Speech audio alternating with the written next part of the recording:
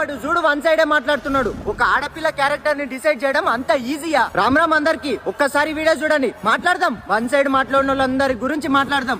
నేను కూడా మాట్లాడినా. వన్ సైడ్ మాట్లాడితే తప్పు తప్పే. ఇంత చేస్తూ నా హస్బెండ్ తో అసలు అది ఎట్లా ఉండగలుగుతారు? నా హస్బెండ్ కి డ్రింకింగ్ హ్యాబిట్ కూడా లేదు, అలాంటి తను డ్రింక్ కూడా చేయిస్తారంటే అసలు ఇట్లాంటి అమ్మాయిని మాత్రం అసలు ఫోక్లోకి వీటిలోకి ఎంకరేజ్ చేయకూడదు.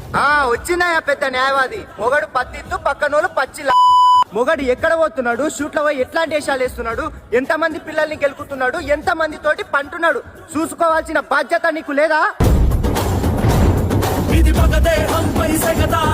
అవును, ఒక భార్యకి భర్త అయిన వ్యక్తిని లోపరుచుకోవడం తప్పే, కానీ ఇటు సైడ్ నుంచి కూడా ఆలోచించాలి.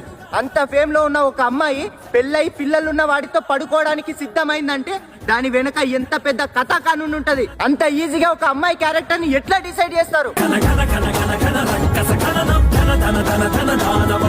ఇప్పుడు ఈమె వచ్చి అమ్మాయిని చెంప మీద కొట్టి అమ్మాయి వీడియోలు తీసి అమ్మాయి వీడియోలు అన్ని బయట పెట్టి అమ్మాయి ఒక లంజా అని ముద్రేసింది. కానీ అమ్మాయి జీవితాన్ని నాశనం చేసింది నీ మొగడు. అమ్మాయిని ఇప్పుడు ఎవరైనా పెళ్లి చేసుకోవాలన్నా ఒక్కటికి 10 సార్లు ఆలోచిస్తారు, పెళ్లే చేసుకోరు. మరి అమ్మాయి జీవితాన్ని నాశనం చేసినందుకు ఆ అమ్మాయిని మీ ఇంట్లో తీసుకుపోయి మీరు పెట్టుకుంటారా?